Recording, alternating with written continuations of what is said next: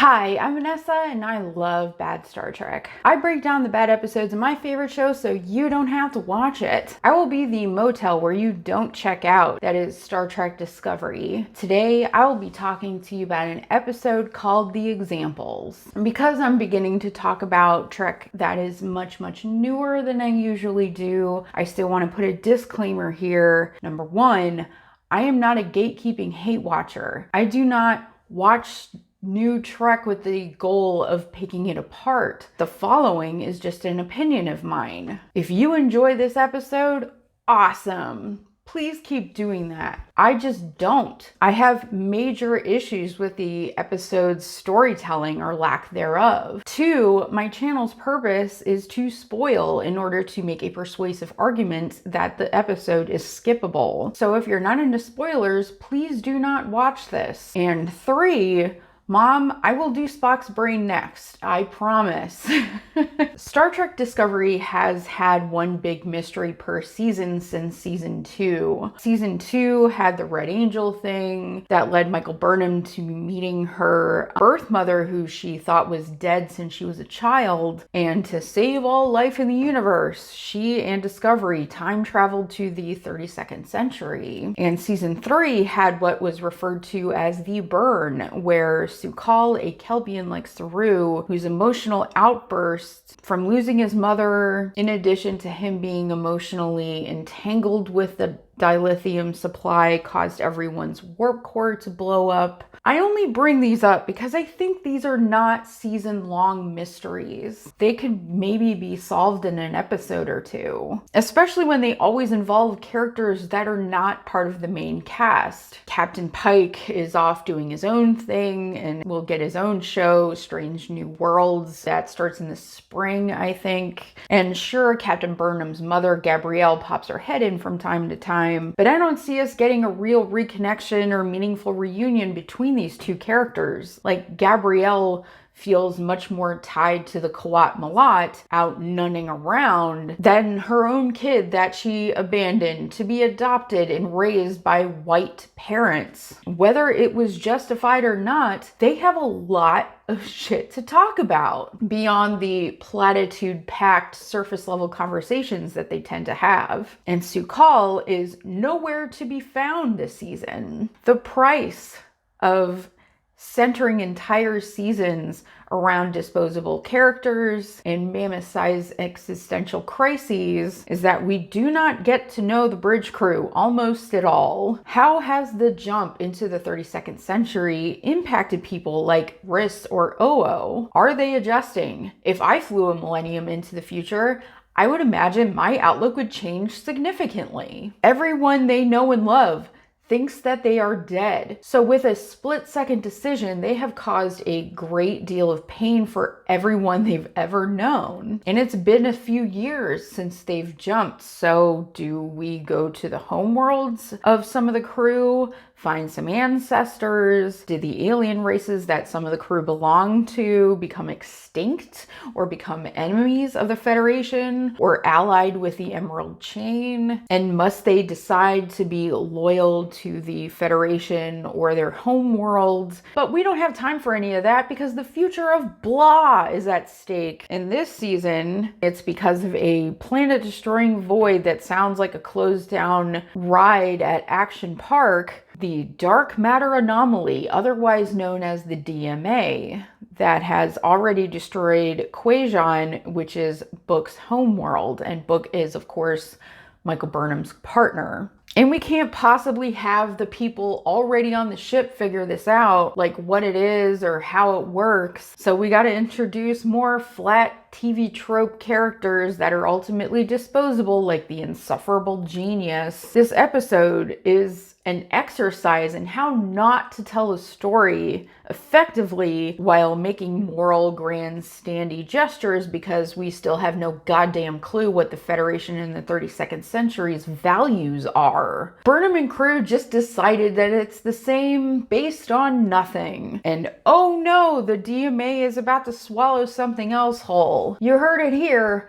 spitters or quitters. But first, some frustrating developments are made in terms of the mysterious dark matter anomaly when Stamets notices that the DMA disappears from his screen as he's observing it, and it somehow blows their mind that something disappears. When Discovery disappears every time it jumps, they disappeared from the 23rd century into the 32nd. Brent Spiner disappeared into his many roles in Masks. Things can easily just disappear on Star Trek. It's really not that unusual. But from that, Stamets decides that the DMA does not obey the laws of physics. Ergo, the DMA is not natural, which is a conclusion jumped to when Captain Burnham simply asked the ship's computer whether the DMA was natural or not, which I found completely ridiculous. Zora, cross-reference all historical records in the sphere data. Are there any indications that this could have been due to some kind of natural event? Negative, Captain. And because it's not natural, someone must be controlling it. This is not solid reasoning, even in the space woo-woo magic world of sci-fi. This minefield of logical fallacies just sounded like they needed to speed up the development of the DMA situation just enough to keep it interesting and worth the time spent building up this mystery episode after episode, when I'm not convinced that it is. This thing has been a massive waste of time. This DMA is honestly a great metaphor for Discovery's writing. Literally break up the world building it does have in order to usher in another giant, dramatic big enemy to siphon the show's attention while everyone is cheering from the distant periphery, doing a bunch of shit that has nothing to do with it. Does anybody remember Tilly leaving? Admiral Vance wants to have some other guy named Tarka, who's apparently a genius, to help out Stamets to figure out this thing, and we could have gotten a plot where two people are working together to solve a problem, namely Reno and Stamets, but Tarka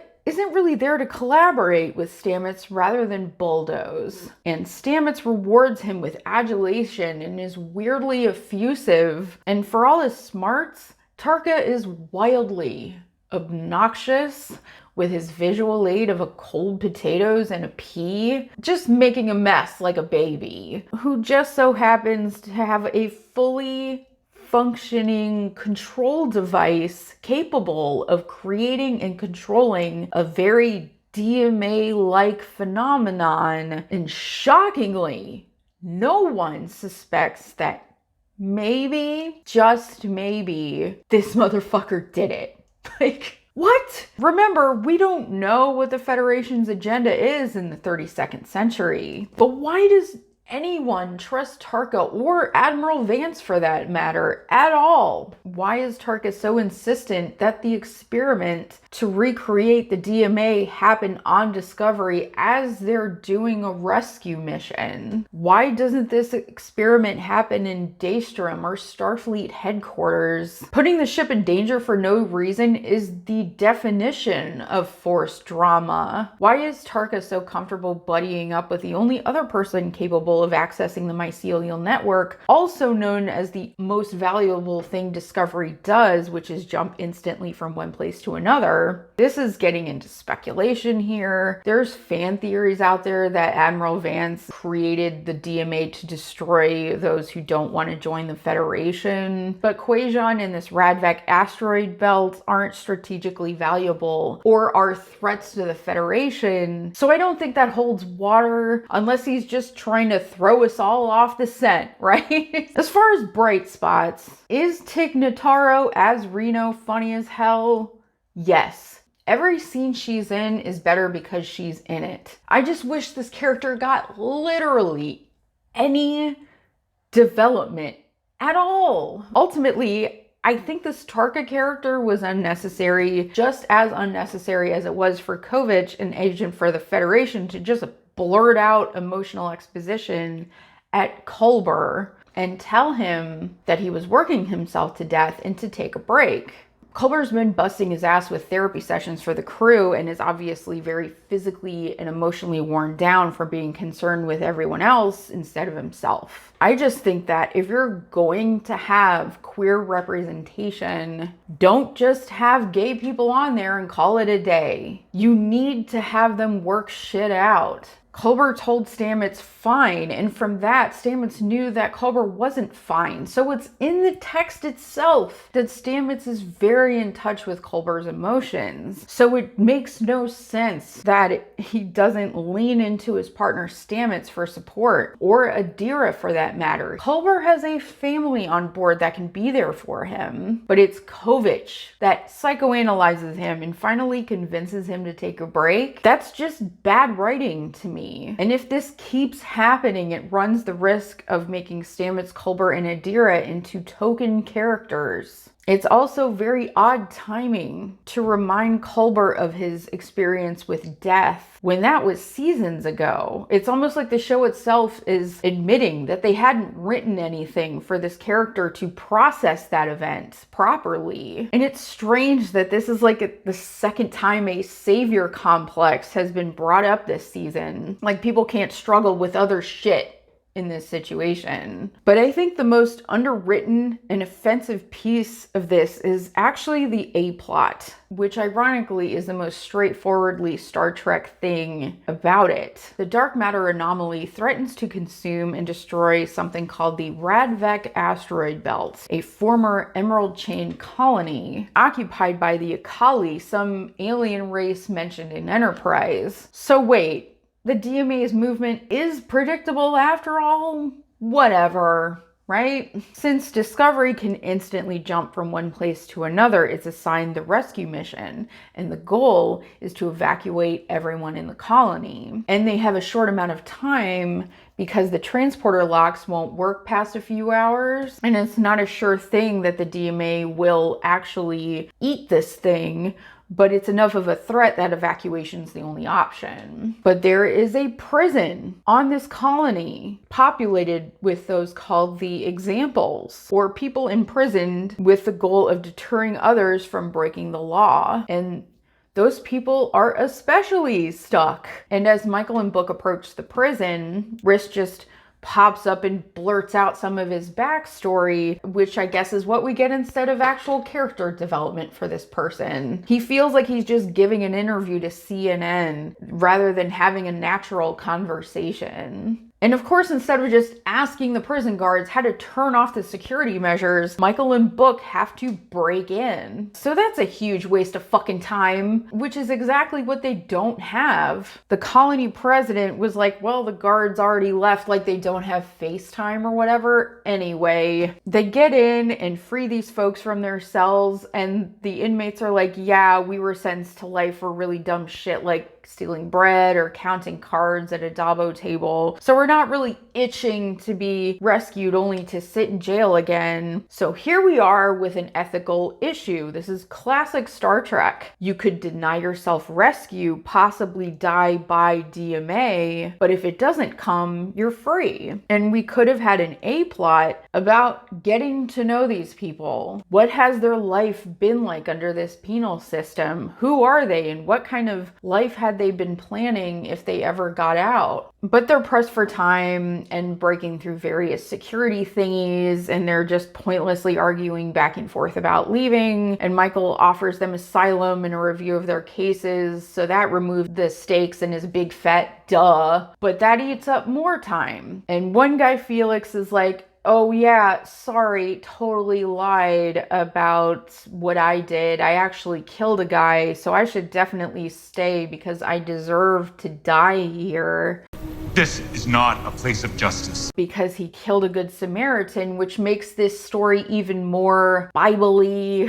And he stole some orb, which was some family tree from his victim's daughter. So, by the way, Felix is played by an actor named Michael Greyeyes. And he is Plains Cree from the Muskeg Lake First Nation in Saskatchewan, according to Wikipedia. So he is a native guy, right? And Star Trek has a long and storied history of disrespecting Native people with Chakotay's character based on a racist stereotype, and with episodes like the Paradise Syndrome. So now there is a lot of responsibility that Star Trek takes on when featuring someone like this. So having a Native man sacrifice himself on the altar of justice is so fucking offensive. When Native men make up a considerable portion of the prison population, Native American men are admitted to prison